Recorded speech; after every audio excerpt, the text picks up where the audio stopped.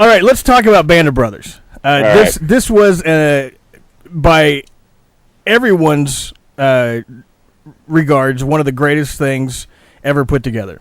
Pretty neat, huh? It's an amazing piece of cinematography.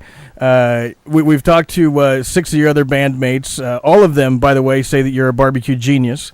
They're very kind. We'll get to that area of the questions here in a moment. We don't know if that's true or if he just doesn't let anybody else cook. Well, it could be the fact that he just beats them into submission. I mean, the size difference. Well, I heard a couple of them. Ross got a little, took it a little personally that wouldn't let him behind the grill. But I think that's really more Ross's problem than my problem. So. Well, okay, so.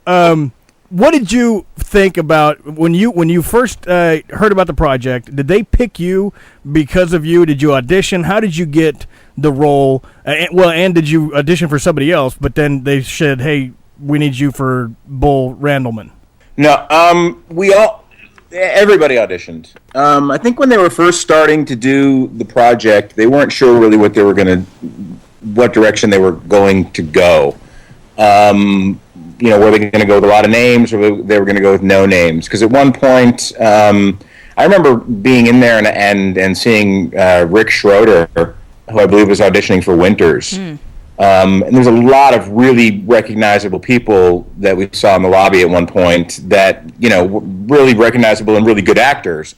And I think that by the time we got back to the callbacks, it was very clear that they were going to go with a sort of a group of actors that have done a bunch of stuff, but were not necessarily known for one specific thing, or very sort of hadn't had that breakout project, which I think actually serves the project in a really great way, because you get to sort of apply the characters they're playing and sort of that's who you become. I am for a lot of America, a lot of the world, the guy who was Denver Randleman, Bull Randleman. As I think a lot of the guys in the series are. Frank John Hughes is, Wild Bill Garnier. We don't feel that way. We feel that we are portraying those men, but for the public to sort of hook into that, I think it was a very smart thing for the producers to do. I think that a lot of us went in and read there were some scenes early on the show. A lot of the scripts were written, and they were actually dabbling with dealing more, kind of the same way the Pacific did, with dealing with more, or a little bit more, of back home. I mean, we dealt with Toccoa, but we never really saw us off the base, off of Camp Toccoa. And there were scenes that I had auditioned with that actually took place in the diner in town with the locals and interacting with some of the women. And so I think a lot of us, when we initially auditioned, we auditioned for scenes that were written that would have a lot of different characters in it, and then we auditioned for specific scenes that had a lot of dialogue, so they could get a sense of who we were, and a sense of not even what character we were playing, but who they might think we were a good fit for. So I actually read not for the role, but I read the Buck Compton material when I went in there. This just great speech that I don't even know if it was in the series, about Valhalla and this sort of homage to war, and the men coming down through the canyons, and it was just this really wonderful speech. And I think a lot of us read it, even though we were not reading for the role of Buck Compton. So the process early on was pretty loose. I think the producers felt that they were going to sort of put together a group, a group that complemented each other. I don't know how they found such a group of, egoless actors. And by saying egoless, I think there's some level of ego you have to have, I guess, to even be an actor or to function in society. But this group, I can't even, and you sense it when you hear the interviews and you talk to the guys, and if you meet the guys, you really get it. When we are together, we are a group. We are not individuals, and that is, I think, to the credit of the producers, because we didn't know each other prior to this. They put us together. they did this to us, the whole thing has just been amazing, and still remains to be amazing to date. We kind of talked about this with a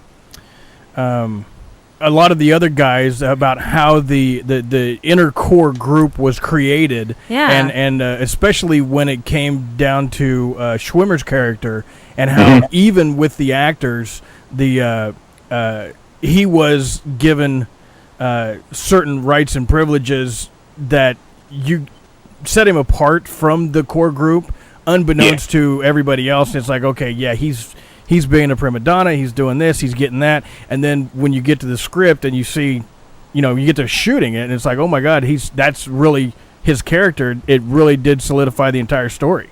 I agree with that. I think that Schwimmer was amazing in the series. Oh, without a doubt. Yeah, and I think that I think over the years he's actually been shortchanged because of the character he's played has been so separated from the man. And the man will tell you, even to this date, that as much as they hated him and as much as, at times felt like they wanted to put a bullet in his head, he is the reason why they survived. He is the reason why they became such a cohesive unit. He is the reason why they trained harder than anyone else. They hated him more than any of the other troops hated their, person in charge. And because of that, they grew closer together, and they were trained better. He was not the kind of the guy, from everything I've heard, that you wanted to go to war with, but he was definitely the guy that you wanted to train you if you were going to war. And I think that David just did a phenomenal job at sort of capturing that when he gets the company taken away from him. There's a scene where Captain Dye is playing Sink, takes his command away from him, and he's sitting in that huge chair, and he just turns into this little kid. I mean, you just see this little kid who just had his bike taken away from him. And he almost looked like he was half the size. Oh, it's amazing, and obviously it's a design choice. They put him in this huge overstuffed chair and it looks that way, and he's shot. He's sitting in the. Sink is standing, so there's a lot of cool stuff that's done with the camera, because the photography in it was just amazing. We just got really lucky in a lot of ways. I mean, I think, but with the scripts, with the cast, with the training, with the men that we were portraying, the timing of the show. There's so many things really came at exactly the right time. So as much as we put our hearts and souls into it, there's so much more that went into it than just this group of actors, the writers, the producers, the directors, everyone who really fell in love with the idea of telling these stories and telling the stories of these men in a respectful, truthful way. I know we all try to put it into words as we go, but the true scope of it really can't be put into words.